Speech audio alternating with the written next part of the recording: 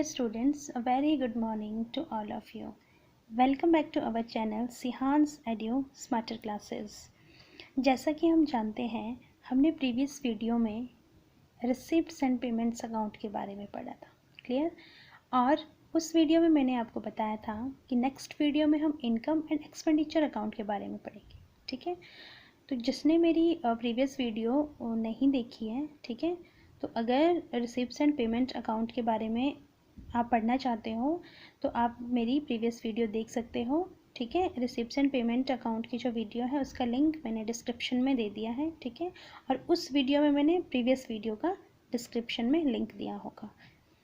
तो अब हम इसे कंटिन्यू करते हैं, ठीक है। इनकम एंड एक्सपेंडिचर अकाउंट हमने बिल्कुल वैसे ही प्रिपेयर करना है जैसे हमने रिसिप्ट्स एंड पेमेंट अकाउंट बनाया था, ठीक है। इसमें क्या होगा, सिर्फ जैसे आपके रिसिप्ट्स एंड पेमेंट अकाउंट में डेबिट साइड हमारी क्या थी, रिसिप्ट्स थी, और क्रेडिट साइड हमारी पेमेंट्स थी, ठीक है। और इनकम एंड एक्सपेंडिचर अकाउंट में हमारा अपोजिट होगा, ठीक है। अपोजिट कैसे होगा, इसमें हमारी डेबिट साइड में एक्सपेंडिचर्स आएंगी और क्रेडिट साइड में हमारी इनकम्स आएंगी, as it is profit and loss account की तरह, क्लियर। और एंट्रीज़ मैंने आपको कैसे बताया है, कैसे करनी है आपको एंट्रीज़। जो जो एंट्री आप करोगे उसको आपने टिक करना है और लास्ट में आपने सारी एंट्री को काउंट करना है, ठीक है। जैसे जितनी एंट्रीज़ यहाँ हुई है, क्या उतनी एंट्री हमें क्वेश्चन में दी है, ठीक है। और हमने कितनी एंट्रीज़ को स्किप किया है, उसमें वो एंट्री हमने उसमें से लेस कर देनी। मान लो 12 एंट्रीज़ है, ठीक है। अगर इसमें 2 एंट्रीज़ नहीं होती है तो हमारे आंसर में 10 एंट्रीज़ आनी चाहिए, ठीक है। इस तरह से आपने करना है। रिसिप्ट्स एंड पेमेंट्स अकाउंट में हमने सबसे पहले क्या लिखा था, ओपनिंग बैलेंस, ठीक है। इनकम एंड एक्सपेंडिचर अकाउंट में ऐसा कुछ भी हम नहीं लिखते हैं, ठीक है। ये एज इट इज़ बनता है हमारा प्रॉफिट एंड लॉस अकाउंट की तरह, क्लियर। फर्स्ट एंट्री है इसमें सैलरीज, ठीक है। तो सैलरीज हमारी क्या है, 15,000 है सैलरी, ठीक है। सैलरी क्या होगी एक क्लब को, क्लब या एनओपी में, ठीक है। सैलरी क्या होगी, रिसीव क्या बोलते हैं, सैलरी हम पे करेंगे, ठीक है। यहाँ पे हमें कुछ भी नहीं दिया है, ठीक है, ना हमने रिसीव दिया है ना पे दिया है, इट मीन्स ये पे हुई है, क्लियर। 15,000, तो एक्सपेंडिचर कहाँ लिखेंगे हम, टू सैलरीज 15,000, ठीक है। First entry. Second entry is printing and stationery, ठीक है। प्रिंटिंग एंड स्टेशनरी, ठीक है। प्रिंटिंग एंड स्टेशनरी क्या होता है, अब मुझे आपको, आप देखो बेटा आप 12th में हो, ठीक है। +1 में आपने ये सारी चीज़ें क्लियर की हैं, ठीक है। इसका मीनिंग मैं आपको बार बार नहीं समझाऊंगी, ठीक है, नहीं तो वीडियो बहुत लंबी हो जाती है, ठीक है। प्रिंटिंग एंड स्टेशनरी, जो भी आपके स्टेशनरी, जो भी आपके मान लो पेन कागज़, ठीक है, इसमें आपका खर्चा आया है, ठीक है। कितना है, 22,000 खर्चा है, तो ये कहाँ जाएगा हमारा, एक्सपेंडिचर में। प्रिंटिंग एंड स्टेशनरी 22,000, ठीक है। थर्ड, एडवर्टीजमेंट एक्सपेंडिचर, ठीक है। एडवर्टीजमेंट क्या हुआ, एडवर्टीजमेंट एक्सपेंडिचर है, तो ये कहाँ जाएगा, एक्सपेंडिचर में जाएगा 21,000, ठीक है।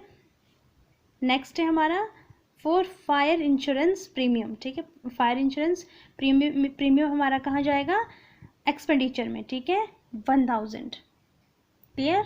नेक्स्ट हमारा आया एंट्रांस फीस, ठीक है। अब एंट्रांस फीस एक क्लब की क्या होगी, रिसिप्ट होगी या फिर पेमेंट होगी, हमारी इनकम होगी, ठीक है। जब क्लब में कोई कब लेते हैं हम एंट्रांस फीस, एंट्रांस फीस हम तब लेते हैं जब कोई न्यू मेंबर क्लब में ज्वाइन होता है, ठीक है। उस वक्त हम क्या लेते हैं, एंट्री फीस लेते हैं, ठीक है। तो ये क्या होती है, क्लब की, एक क्लब या ऑर्गेनाइजेशन की क्या होती है, इनकम होती है, तो इसकी एंट्री हमने क्रेडिट साइड में की, ठीक है।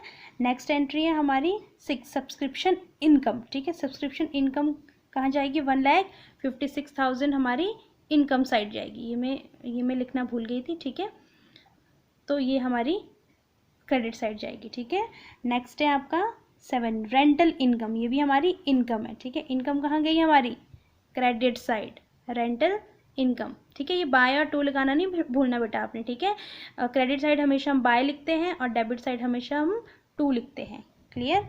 नेक्स्ट है हमारा डेप्रीसिएशन ऑफ स्पोर्ट्स इक्विपमेंट, ठीक है।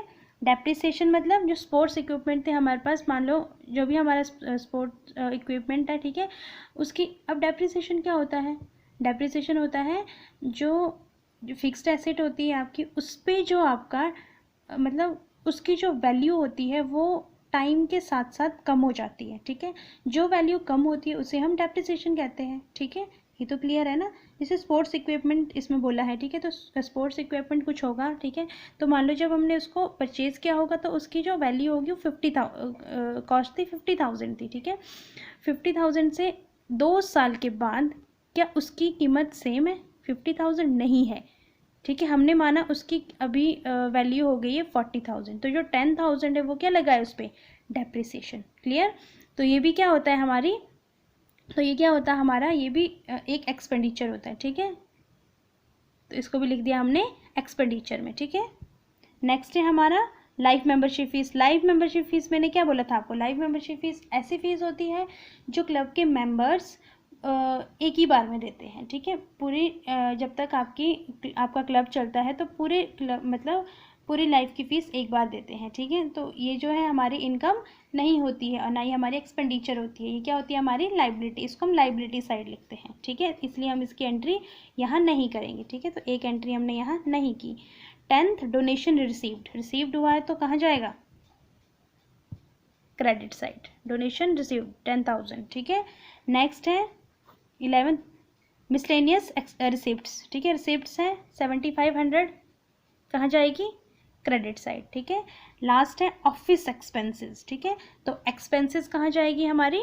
डेबिट साइड 3,200, ठीक है। अब हम क्या करेंगे, यहाँ टोटल कितनी एंट्रीज हैं? 12 एंट्रीज हैं, तो हमारे पास यहाँ 12 आनी चाहिए, ठीक है।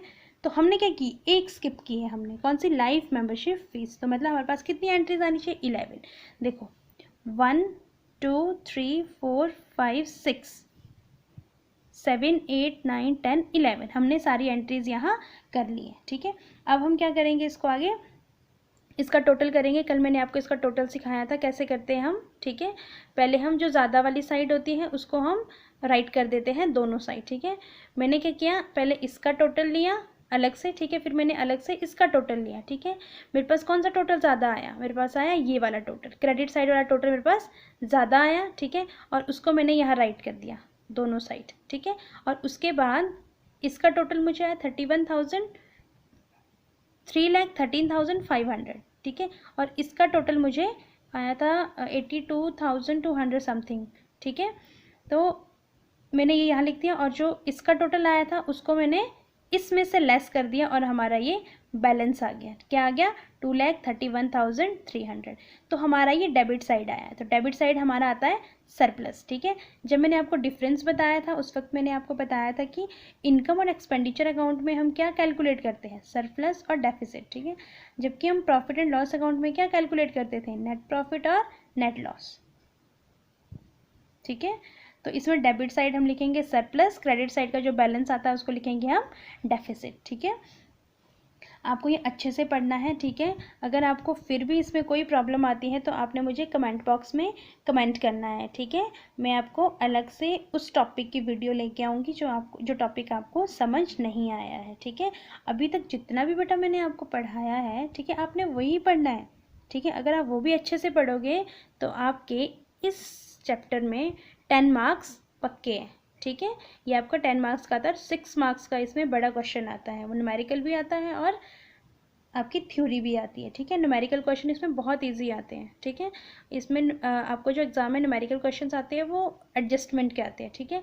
आपको अगर ये चीज़ें पता होंगी, ठीक है, तो आपको एडजस्टमेंट वाले क्वेश्चन ज़्यादा टफ नहीं है, बिल्कुल ईजी है। उसकी भी मैं आपको बीच में वीडियो लेके आऊँगी, ठीक है। आपने ये अच्छे से पढ़ लेना बेटा, ठीक है। नहीं समझ आता है तो आपने मुझे कमेंट बॉक्स में कमेंट करना है, ठीक है।